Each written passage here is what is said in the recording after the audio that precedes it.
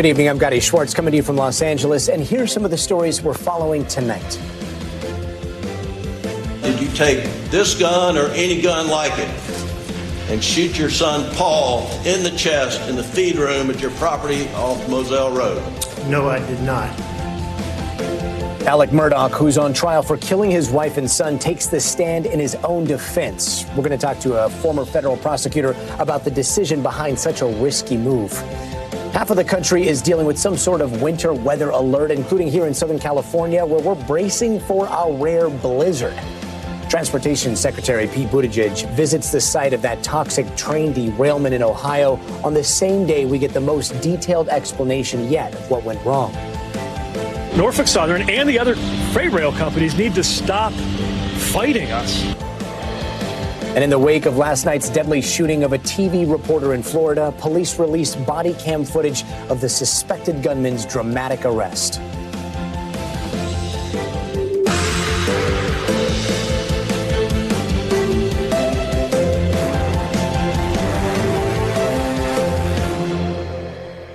Some big new developments in the Murdaugh trial tonight after Alec Murdaugh himself took the stand for nearly 7 hours. Murdaugh is on trial for the double murder of his wife Maggie and his son Paul back in 2021, and today he said he was not the gunman. Did you shoot a 300 blackout into her head, causing her death? Mr. Griffin, I didn't shoot my wife or my son anytime.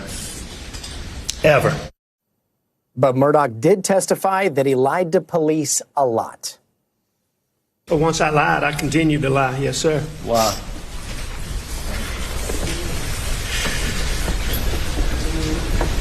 You know, oh, what a tangled web we weave. He also said he was addicted to opioids, admitted to stealing money from his law firm and his clients, and the prosecution zeroed in on that, giving the jury a breakdown of just how much money Murdaugh stole. And you would concede that even though you were generating millions of dollars in fees, that was not enough for you. Would you concede that?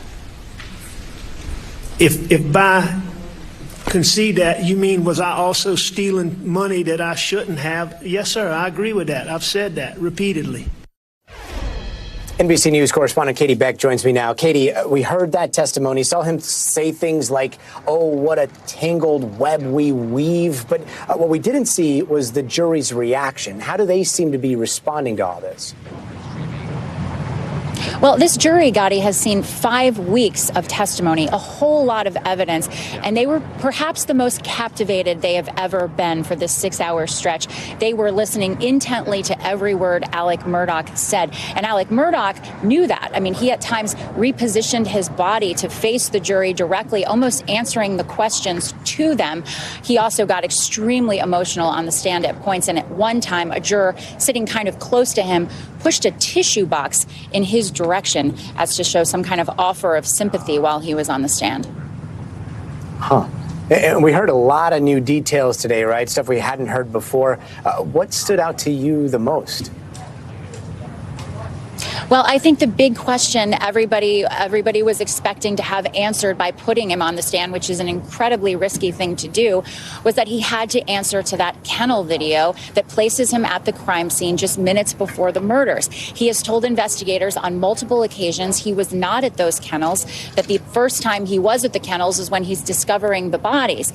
But clearly his voice is in the background of that tape, and several witnesses have identified it. So we knew he was going to have to answer to that, and he did. He said he lied about it, that he was at the kennels, and his explanation for lying is pretty interesting. He said he was addicted to opioids and therefore had sort of a fear of police and a paranoia. Here's what he said on the stand explaining why he lied. As my addiction evolved over time, I would get in these situations or circumstances where I would get paranoid thinking. I wasn't thinking clearly. I don't think I was capable of reason. And I lied about being down there. And I'm so sorry that I did. Now, Now, it's interesting because the defense certainly used a strategy here, asking those tough questions from their end right out of the gate, asking him if he did these murders, asking him why he lied about the alibi, getting all of that out of the way so that when prosecutors came up for cross-examinations, those were not the first questions they needed to ask. I'm pretty sure that was a strategy on their part to get those hard questions from them rather than from prosecutors. Huh. And so much of this case has revolved around the money problems, right? How did the defense and how did the prosecution tackle that today? The prosecution talked a great length about those financial crimes. They said they have more of that testimony coming tomorrow. I mean, they're really sort of playing into the human angle here because they're trying to make those victims of the financial fraud real to the jury. They're trying to say these were real people he stole from. This is someone who has a real moral dilemma here. And he's trying to tell you he's a good person, and you might believe that. But just remember, he stole from innocent, hardworking people that had real lives and real incomes. So they're getting that testimony from him on the stand at the objection of the defense, who tried to keep this financial evidence many times out of this cross-examination. The judge said that because it was part of the trial, because it was part of the motive, they could question him on that. He's still facing 99 charges on financial crimes. So a lot of this evidence could roll over and be used against him later. Gotti. Katie, with some pretty sensational testimony there. Thanks so much.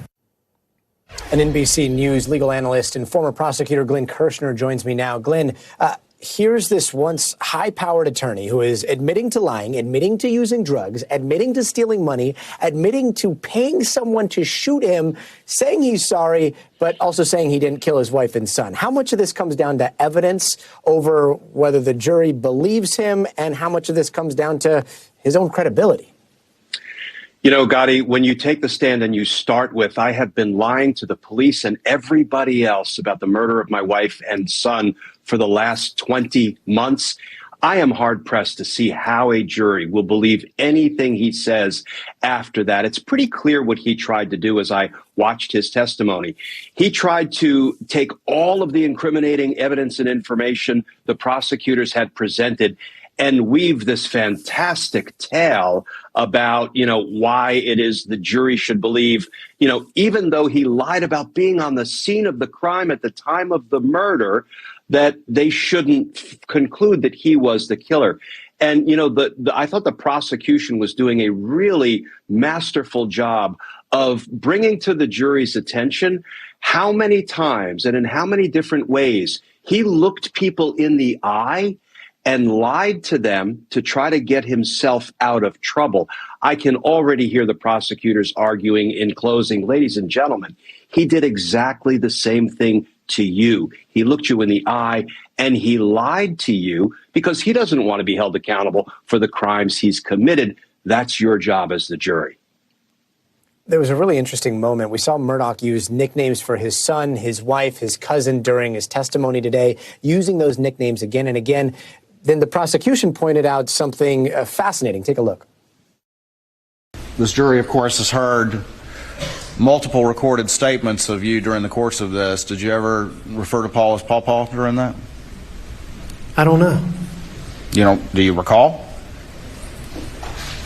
How I referred to I can say Paul if you prefer that. So there he was saying Paul in front of the jury, and then in those recorded statements, he was very clearly saying Paul. What does a moment like that do for a jury? These are important little flourishes. They're not big consequential pieces of incriminating evidence, but what it does is it exposes the defendant for putting on a show. Hours and hours of recorded interviews, and he's referring to his son as Paul. Every time he referred to him in court, it was a cute nickname, Paw. And he had another friend, Ro. It was clear he was pandering to the jury, and the prosecutor caught it. He made the point that this man is putting on a show for you, ladies and gentlemen, don't fall for it. And then he moved on to another more consequential topic. These kind of small flourishes can really stick with the jurors when they go back to the deliberation room and they try to decide, is anything this defendant said in his determination not to be held accountable, Is any of it credible, authentic, or was the whole thing just a show? And Glenn, I think we actually found something else that you were just talking about. The prosecution zeroing in on Murdaugh lying to some of his clients. Let's play a little bit more of what happened today. But you can't tell us one time where it just sticks out in your memory where you're like, I'm pulling a fast one right now. Oh, no. Or anything, whatever reaction you had. You can't remember a single one? No, sir, that's not correct. I can remember a lot of times where I lied to my clients, I misled my clients, and I stole money from my clients.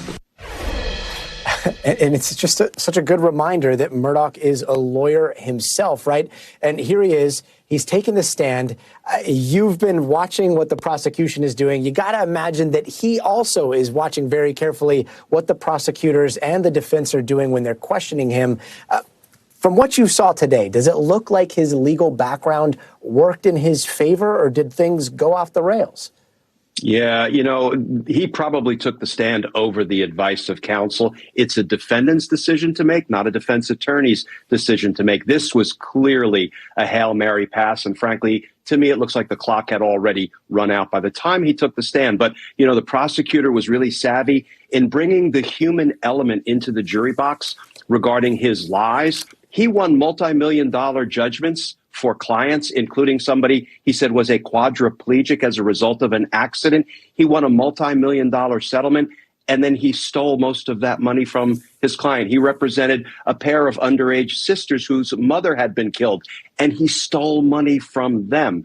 I can't imagine there's a single juror in the box who's going to have an ounce of sympathy for him, given, the way he behaved, even though his wife and his son were killed, which is horrific. But I just don't think the jury was buying anything he was trying to sell. And we may have an answer to that in the coming days or weeks. NBC's News legal analyst Glenn Kirshner, fascinating analysis. Thanks so much. And right now, there's chances that if you're watching this, you are likely going to get socked in, or you're about to get socked in by a winter storm that we've been talking a lot about this week. More than 60 million people are under winter weather alerts, and nearly 1 million people across the country have lost power. This storm is bringing a lot of ice across the northern U.S., and sadly, it's already turned deadly. In Michigan, a volunteer firefighter died this morning. A tree fell on a power line, which then fell on him. He was 28 years old. Ethan was the example of the Papa Volunteer Fire Department. And he earned his rank as a lieutenant.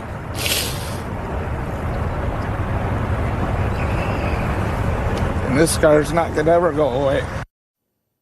And our hearts go out to them. The winter weather is touching parts of the country that usually don't see snow. There's a blizzard alert here in Southern California.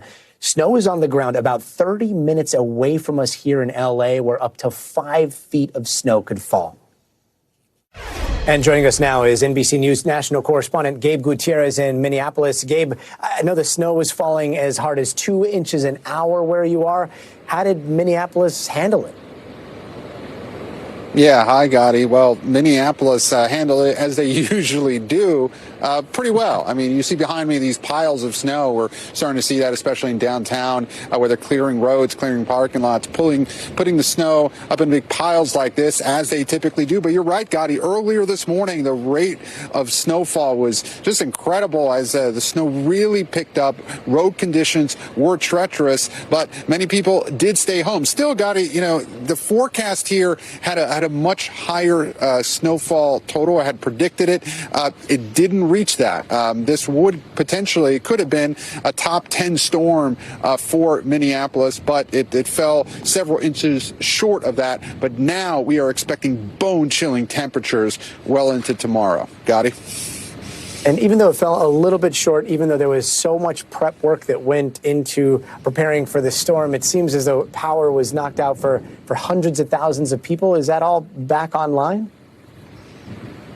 Well, actually, here in Minneapolis, there's not many power outages, but what you're referring to is the hundreds of thousands of people who lost power across the Midwest. And it was actually Michigan, because of the wind and the ice there, that saw a devastating amount of power outages. And sadly, a volunteer firefighter in Michigan actually died when he was responding to a down power line. He's being remembered tonight as a father and just an all-around great firefighter who unfortunately lost his life. But thankfully, those power outages are starting to come back online. But in some parts of the Midwest, especially Michigan, Illinois, Wisconsin, they are still dealing with those power outages even tonight, Gotti. Gabe, thanks so much. Hope you stay warm.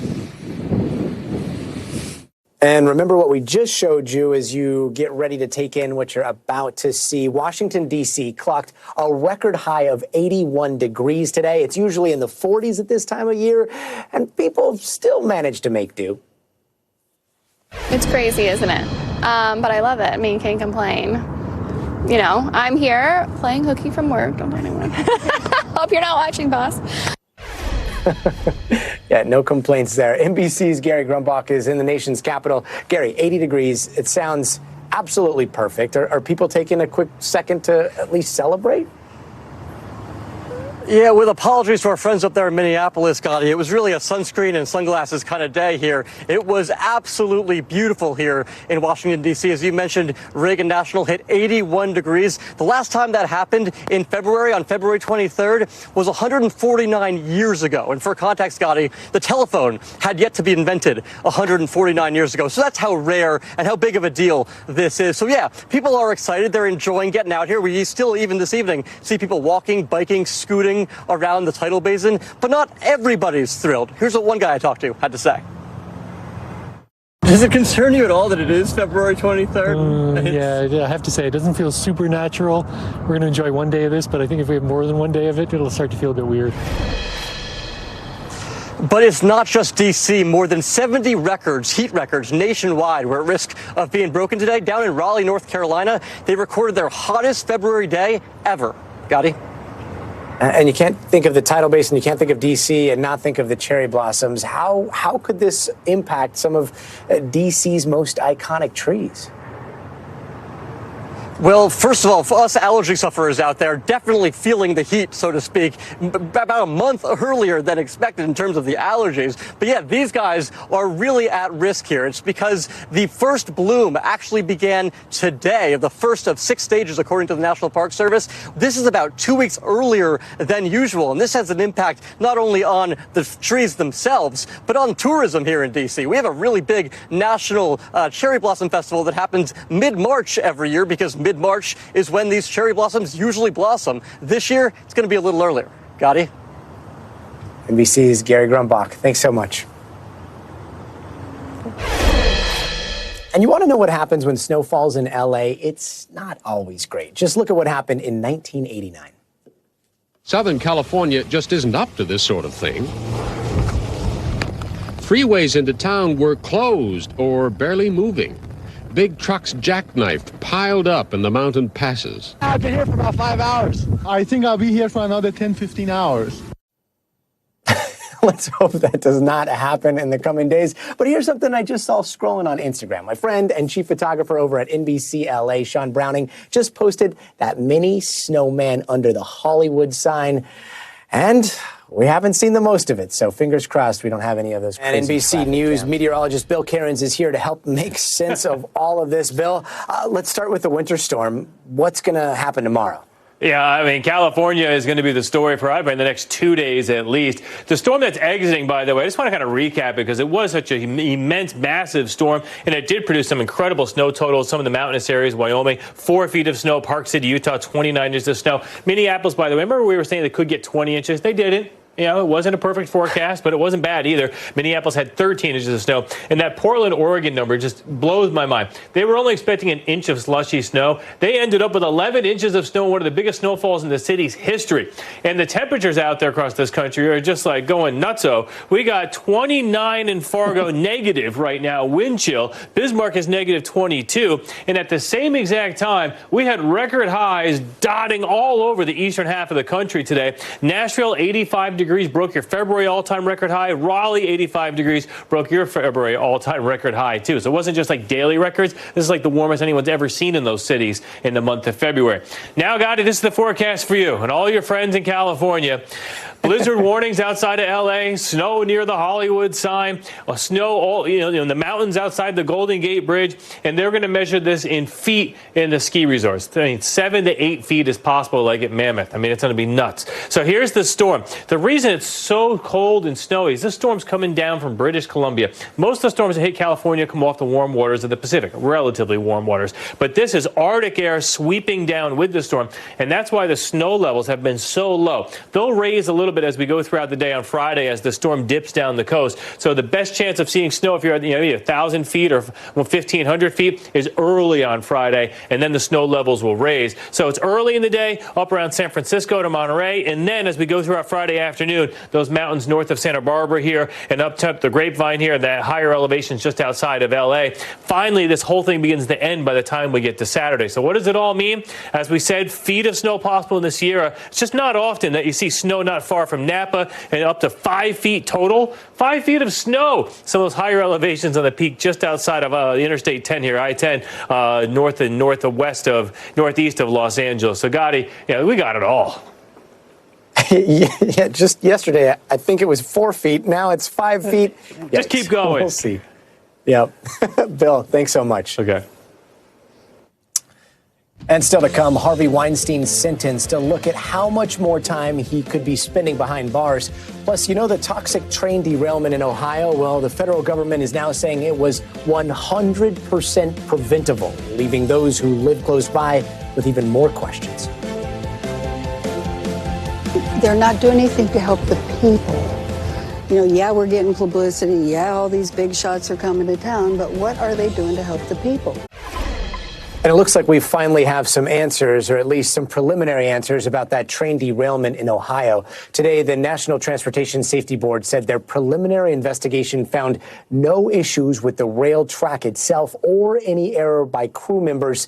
The cause was traced to an overheated wheel bearing that was far above the temperature threshold needed to trigger the train to stop. But I can tell you this much. This was 100% preventable. We call things accidents. There is no accident. The report comes as Secretary of Transportation Pete Buttigieg visited East Palestine for the first time. He committed to holding the rail company Norfolk Southern accountable. As long as Norfolk Southern is running trains on this track, and as long as anybody is feeling the impacts of this disaster, Norfolk Southern has to be there. Not just this year, not just when all the press are here, but every single day. But also, Norfolk Southern and the other freight rail companies need to stop fighting us. And yet so much outrage continues. NBC's Ron Allen is on the ground in East Palestine, Ohio. Ron, you asked the Secretary, Pete Buttigieg, about the criticism over his response, some of the timing of this trip. What did he tell you? Well, he acknowledged that in the beginning he should have perhaps expressed himself much more about what was going on and how upset it made him feel. He was asked a number of times about his decision to stay away and not come here until, what are we now, almost 3 weeks into this. I asked him if in hindsight that had been a mistake to not come sooner. And here's some of what he had to say. What I tried to do was balance two things. My desire to be involved and engaged and on the ground, which is how I am generally wired to act, and my desire to follow the norm of transportation secretaries, allowing NTSB to really lead the initial stages of the public-facing work. I've just been thinking about whether I got that balance right. More generally, he was trying to take politics out of this, as was the NTSB chair, who said during her remarks that she was amazed how political this whole situation had become, and that the focus should be on finding out what caused this crash, finding out what could prevent it from happening again, and helping these people in the community of East Palestine rebuild their lives and recover from this awful disaster. Yeah, speaking of the MTSB, now that all signs seem to be pointing towards those wheel bearings, what do we still not know at this time? Where does the investigation go next? I guess specifically why the wheel bearing had a failure, and I guess then you start looking at maintenance records and things of that nature.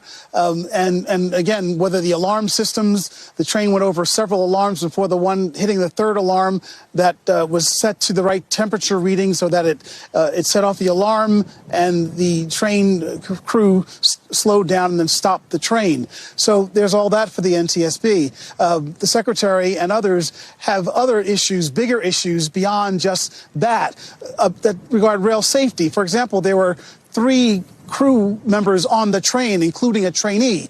And the secretary, and this has been an issue in the rail industry, is that enough people aboard a train that's nearly 2 miles long and stretching for 150 cars. That, and there's all kinds of questions about inspection records and how often that happens, and so on and so forth. The administration, Buttigieg, insists that, and it's true, there are hundreds of regulations that the NTSB has suggested over the years that have not been acted on, and the administration claims that it is the rail industry, the wealthy rail industry, that's been cutting costs and racking up profits that is to blame for that, and that they have enormous influence in Washington, and that in part is what leads to things like this, is what the secretary was trying to say. Ron Allen, keeping an eye on all of this for us. Thanks so much, Ron. And more than 5 years ago, the hashtag #MeToo exploded on social media, all starting with waves of accusations against film mogul Harvey Weinstein. And that launched a cultural movement, taking down high-profile men accused of predatory behavior, all while questioning the silence that enabled it. Today, Weinstein was sentenced to another 16 years in prison in Los Angeles for 3 counts of rape and sexual assault he was found guilty of back in December. This is in addition to the 23-year sentence he's now currently serving in New York. Cynthia Alksney, a former sex crimes prosecutor and NBC News legal analyst, joins us now. Cynthia, really quick, I wanted to read a part of a statement from one of the victims from court today. It reads in part, "Everything changed after the defendant brutally assaulted me. There is no prison sentence long enough to undo the damage." Today, it's more prison time on top of more prison time. So much of this, Cynthia, has been about power, has been about privilege. So I got to ask, what are the chances that he'll spend the rest of his life in prison? Well, the chances are very good because he's going to serve the 23 years in New York. And after he's finished and the good people of New York are finished with him, that he will come to California for the next 16. And if something happens, this is really the Los Angeles case is really like a spare, basically, Prince Harry's not the only spare in LA. This is a spare just in case something in New York is overturned. Additionally, there are 2 women whose cases never reached a verdict. There was a hung jury. That's available to the LA DA if for some reason there's a problem and it looks like he's going to get out of jail. And additionally, there are 40 women who had a settlement with him in bankruptcy court in Delaware, and those cases are available. So there is nothing but material in order to make sure that he is convicted and stays in jail for the rest of his life. Cynthia, I wanted to ask you about this. A writer in Vox recently said that the Me Too backlash is here now. And they cited examples like Roe v. being overturned, Johnny Depp being acquitted. Some 5 years later, have we made progress as a society? Where do you see the Me Too movement today? Well, I think you look around. I mean, I think the Me Too movement has made a huge impact. Harvey Weinstein's in jail. Matt Lauer's gone. Donald Trump is under pressure in the E.G. and Carroll case. Bill O'Reilly's gone. I mean, there has been a big change, but I think it's in big trouble, having said that. And that's because of the Dobbs case.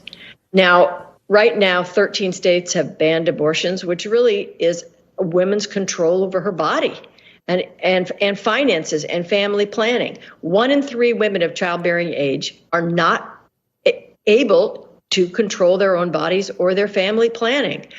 And the Republican Party has some kind of push to even ban the abortion pills nationwide.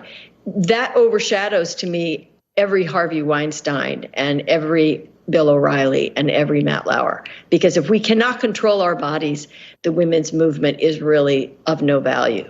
So we have to redouble our efforts in the elections that are coming up if we want to maintain our forward movement in the women's movement. We've got a lot more on that particular topic coming up. Cynthia Elksney, thanks so much for joining us. Thank you. And after the break, an update on the deadly shooting in Florida that left a reporter and a 9-year-old dead, including new body cam footage of the police literally getting the gun off the suspect. Put gloves on. Watch out. Glad to see you. It's hot still. It's hot. Plus, we're going to hear from the president of the Committee to Protect Journalists on how to keep reporters around the world safe. And before we go, you got to see this. This is a 3,500-year-old bear. You're probably thinking, how is it still intact? Well, it was preserved by the permafrost in Siberia. A team of scientists just dissected it, and they were able to study its organs and examine its brain. We're going to have more coming up.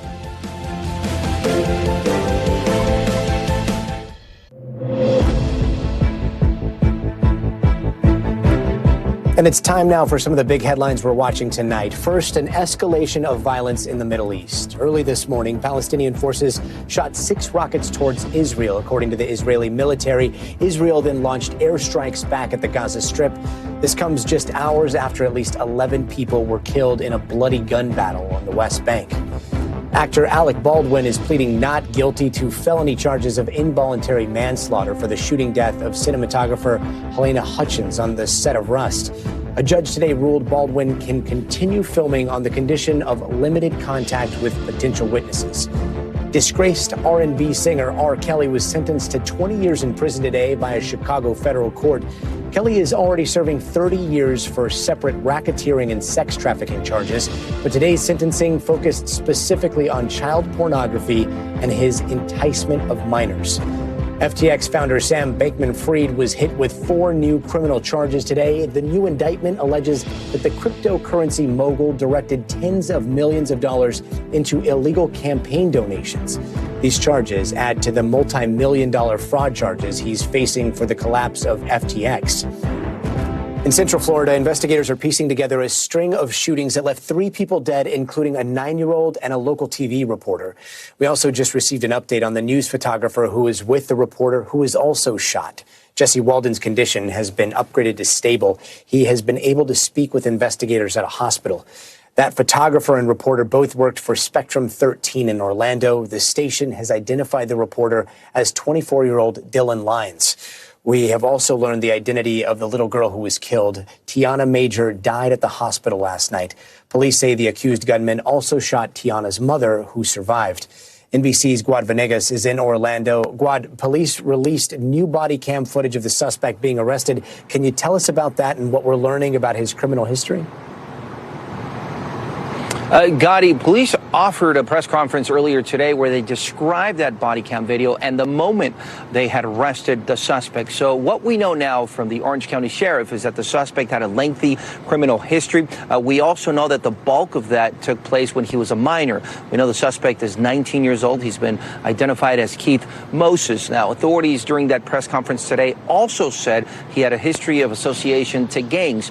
Now, that body cam footage showed the suspect the moment officers stopped him, he confronted them, and then they arrested him. Authorities also saying they recovered a gun that was still hot when they took it off of him, suspecting that the last shot had just been fired. Also, the moment when the suspect was arrested, we could hear him scream and yell at the officers. The sheriffs, the Orange County sheriffs, saying that they think he could suffer from some type of mental health illness because of the way he was behaving. That, of course, is something that needs to be evaluated. But for now, those body cam videos speak for themselves. They've just been released to the media, showing the moment that the suspect was detained by authorities, Gotti.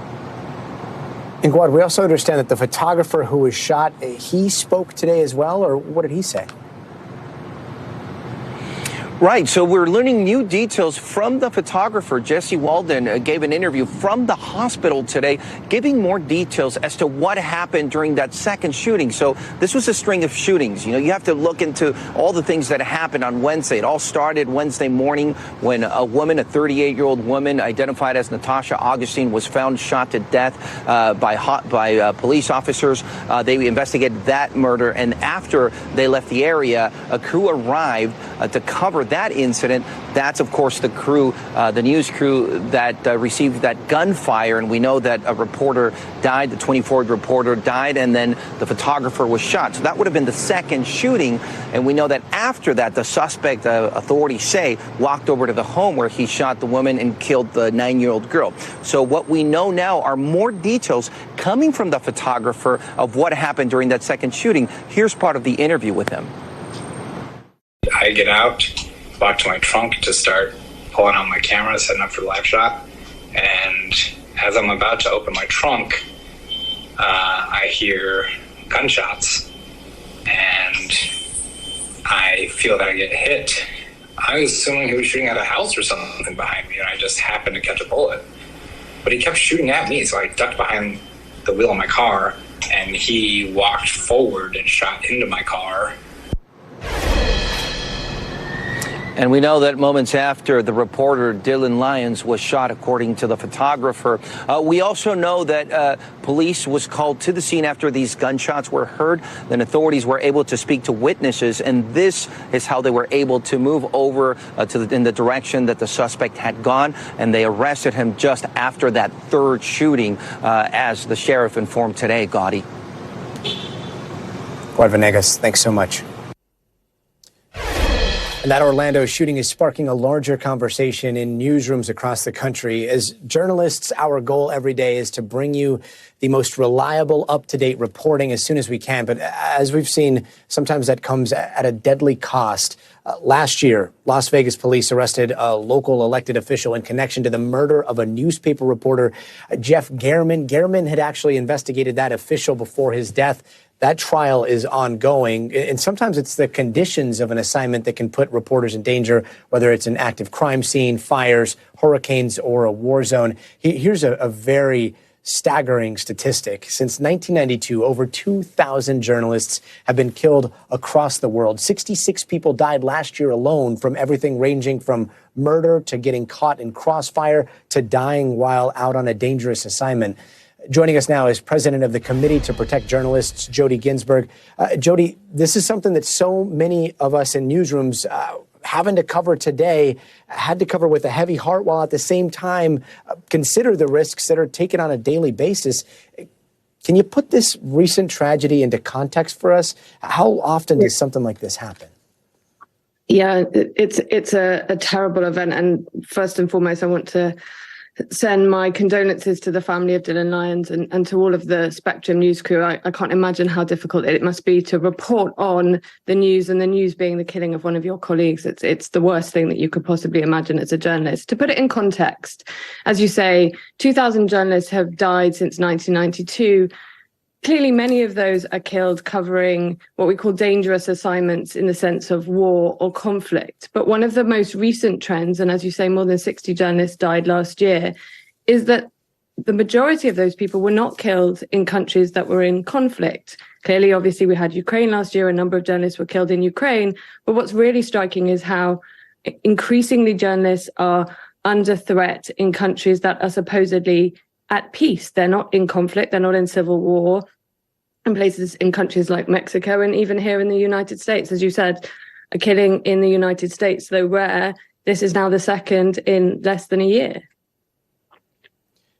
Watching what unfolded this week, I got to say, it makes me think of so many reporters who go out by themselves every day. They don't necessarily have a crew, or they don't have a large security presence. They're going out and they're just asking questions and trying to get the truth of the matter from the ground. How much of the responsibility falls on news organizations when it comes to keeping journalists safe? Well, clearly, newsrooms are responsible for keeping their journalists safe, and most newsrooms now will have that kind of security training for journalists. But as you say, one of the really difficult things about news coverage at the moment is that not only are journalists in danger covering more and more events, wildfires, for example, floods, they're in danger covering protests, for example. If you think about covering a protest in the United States, those are increasingly febrile environments where journalists are not only in danger should there be some kind of protest or riot at the event itself, but they're often targeted deliberately because of this atmosphere that's been created in which journalists are seen as the enemy. So they're in danger from the assignment, potentially, but also in danger from being targeted. And that's something new that journalists haven't really experienced in recent years. I think a lot of people also see journalists out in storms or wildfires or war zones, and they ask, and I've heard it many times, why are people even out there? What's the need to have somebody out there? I have my own very strong opinions on this, but what do you think? What's your explanation for why it's so important for a journalist to firsthand be able to see things, be able to witness things, or be able to talk to people that saw it for themselves and report back? That's our job, whether it's a dangerous assignment, whether it's reporting on the local scoreboard, whether it's reporting on the latest developments at the White House. That is our job. It's our job as journalists to go out and report what's happening. It's our job to report what we see, what we hear, what we experience. And that means that it's important as far as possible to get often as close as is safe to do so to the action, to be able to report as accurately as possible the situation as we see it. Jody, I can't thank you enough for what you do. Thanks so much. And when we come back, some potentially massive changes in abortion care. A look at a court case in Texas that could have implications for the entire country. That's just ahead.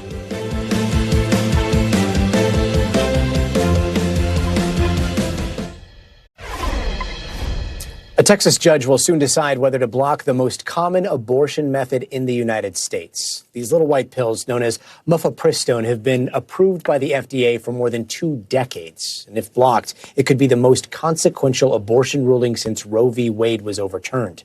NBC's Dasha Burns has more. Amarillo, Texas, now at the center of America's abortion debate. I believe that we will win.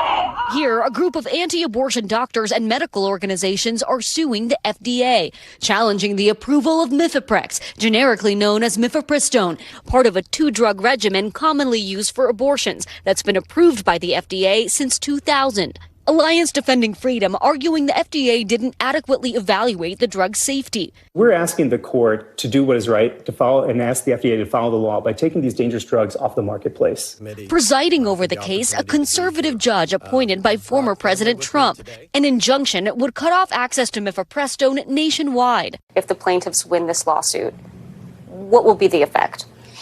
It will be devastating. Even in places where they've worked very hard to secure access to abortion, states like California, New York, here in D.C. Abortion providers like Dr. Serena Floyd say the lawsuit is based on misinformation. How dangerous is this medication? It's not dangerous at all. The evidence is solid. The science is solid. The complication rate is less than 1%. The FDA told NBC News it does not comment on ongoing litigation, but in a court filing said the claims in the lawsuit are, quote, unsupported by any evidence. Since 2000, more than 5 million women have taken mifepristone, with 28 deaths associated with the drug reported. Millions of women have taken these drugs safely. Doesn't that paint a contrary picture to your complaint?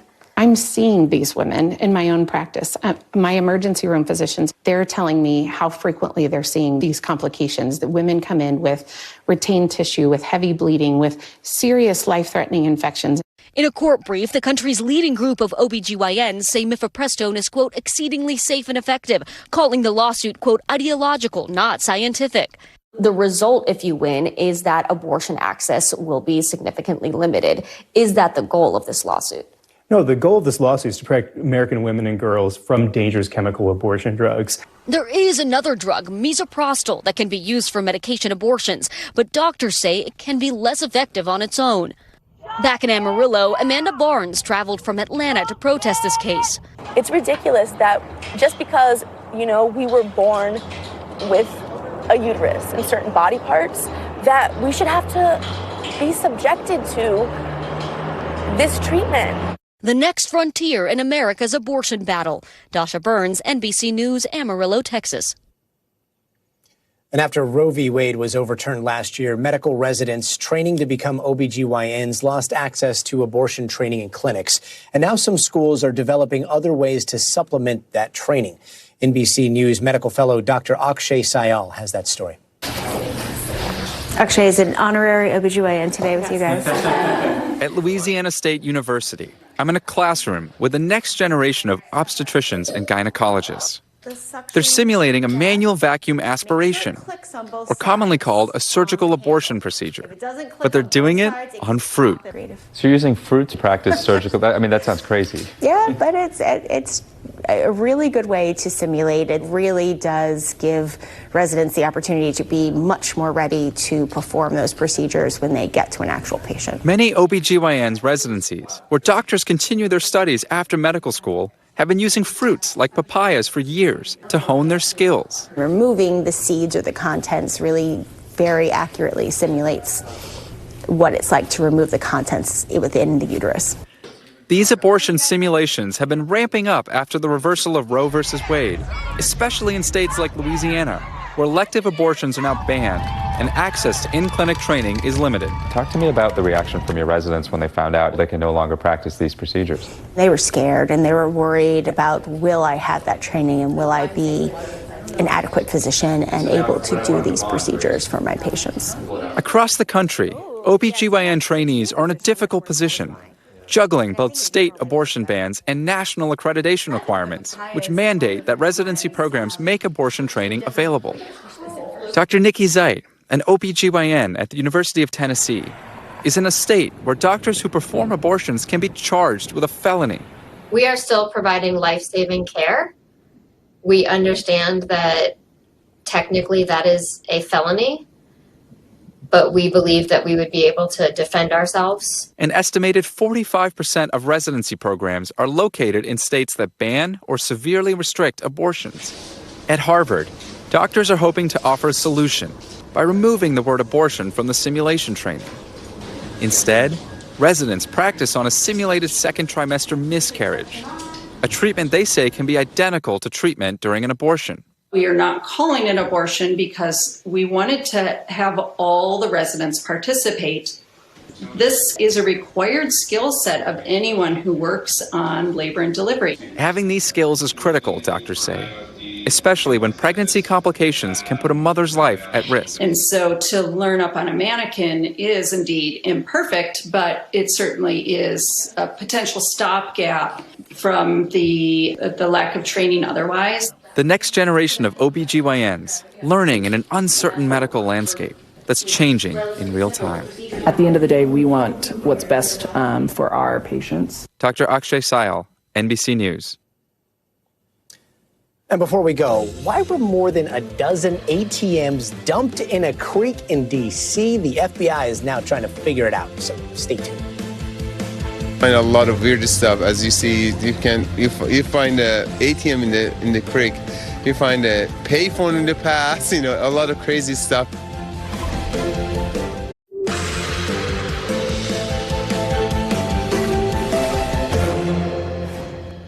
And ATMs in a creek?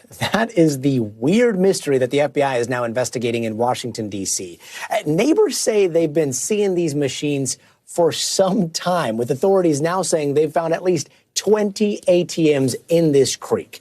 Police say they're working with the FBI to try to trace the machines back to wherever they were placed before. A group of volunteers cleaning up the creek says they weren't even surprised to hear about the ATMs. Find a lot of weird stuff. As you see, you find a ATM in the creek, you find a payphone in the past, a lot of crazy stuff. Oh, wait, payphones too? I mean, we'll stay tuned for more on that. Here is some double trouble. These parents now have two sets of identical twins born 13 months apart. The entire family stopped by today in an interview that was not surprisingly chaotic and adorable. And these Michigan high school students went wild after hearing one announcement. It's the best kind of breaking news you can hear from your trusty school news team. Take a listen. At Lusk calls the snow day. Breaking news. Lusk just called a snow day right here at the student section. Oh my goodness. Snow day. Snow day. Hopefully a snow day tomorrow. That does it for us. I'm Gotti Schwartz for Now Tonight. The news continues right now.